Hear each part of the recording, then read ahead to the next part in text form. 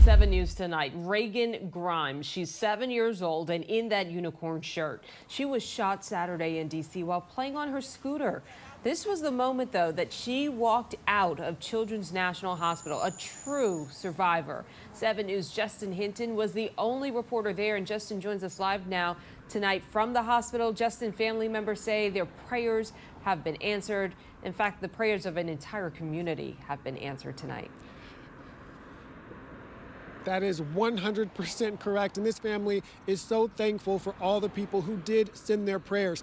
Now, the grandmother tells me that Reagan still has her bandages, so they're going to be taking her next steps in the recovery day by day. Only on 7 News, Reagan Grimes walked out of Children's National flanked by family members, nearly 3 full days after first being admitted. We was just coming up for more support for the mom and for and Reagan, saying our prayers. So we found out as we got up here that she was being released. A welcome surprise for them and a positive change for this 7-year-old who gets to go home, sharing a message of her own for those who followed her journey. Thank you, everybody, for praying for me. I know God heard it. I know he heard it, because everybody in the world prayed for Reagan. 3 days ago, she was visiting family friends at an apartment complex in Northeast Washington when someone opened fire, striking the 7-year-old in the chest as she was playing in the courtyard. No arrests, no suspect description, just this car captured on surveillance video. Police are still trying to find it, but getting justice for Reagan is about more than just locking up the person who pulled the trigger. Justice looks like getting all the guns off the street, not just for Reagan, but for everybody, but we're gonna start with Reagan. So that is Tina Grimes' next step. Now, she again just stressed how grateful and thankful she is to everyone in the community who sent along prayers and well wishes. Well, you've been hearing us talk about the Brood X and the fact that they're coming. Well, tonight we can report that the emergence, John, has begun. Yes, Michelle, we have seen some arrive, but swarms, that's what's next. And soon you'll start to hear the daily drone from the bugs that have waited 17 years for this moment. Yeah, their shining moment. Here it comes, 7 News' Annalisa Gale with a bug expert's prediction how long the cicadas will be with us before the next 17-year wait.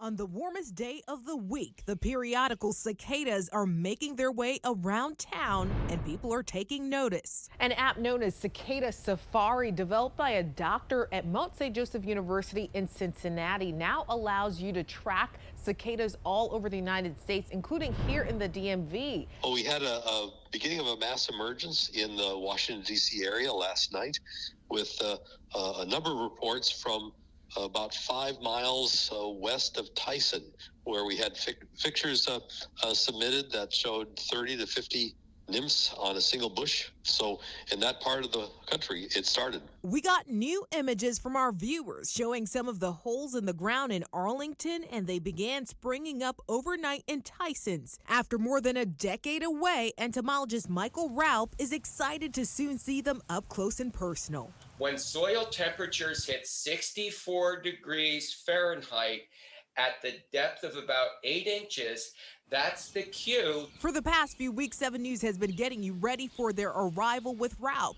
He says the cicadas will have a relatively short lifespan above ground. For probably somewhere 6 to 8 weeks. That means many may be gone by July 4th. And in terms of how many we should expect, prepare for plenty. Basically the intersection of billions. I'm planning in my yard to literally have thousands, if not tens of thousands of cicadas emerging. They're bugs of history and people should enjoy them. Annalisa Gale, 7 News. And only on 7 News, a woman sucker punched just steps from a metro station says she was attacked because she rejected a man's unwanted advances. That attack broke her jaw. And new tonight, she says a metro station manager added insult to that devastating injury. 7 News' Tom Rousey is live for us outside the Noma Gallaudet station to explain. So what happened here, Tom? Well, the actual attack happened just barely outside here along M Street, but everything that led up to it happened inside the Noma Gallaudet station here. Now, given the nature of Monet Blakeney's injuries, 7 on Your Side asked her if she would be willing to do an interview by email. She agreed, and this is some of what she shared with us. This is Monet Blakey before what happened mid-afternoon, April 14th. This is her in the hospital afterward with a broken jaw that required surgery. She's now recovering at home, healing well overall, but unsure if feeling will ever return to a nerve in her face. Writing 7 on your side, that has been the hardest part of my recovery to accept, whether the last sensation that I feel would be the fist of the man that hit me. She says it started when the suspect saw her get off a Red Line train, forced open the doors, and began making unwanted advances. Monet says she tried everything to get him to leave her alone. She made it just outside the Nomad Gallaudet station when she says he jumped the turnstile, ran outside, and began yelling at her, unable to accept rejection. Quote, "Frozen with shock and fear, I yell for him to stop and leave me alone. Sadly, he didn't. He punched me in my face." She says what happened next made a bad situation worse. No one helped her, including the station manager. Quote, "She asked if it happened inside of the station, and I told her that it happened 2 steps outside of the station. She responded, 'You have to call the police.' In tears, I pleaded for ice, let her know that I could barely talk, and asked for help. Again, she responded, 'You have to call the police.' At this point, realizing that she wasn't going to help, I called the police twice, unable to speak." Monet says she may ride the bus, but is not sure she'll ever take Metro Rail again. But amid all the bad has come some good. A GoFundMe page for her had to stop accepting donations because it reached its goal of $62,000. Quote, "When I was attacked, those around me didn't help me, and that discouraged me. It broke my faith in the world. To see the support that I received was awesome in all sense of the word."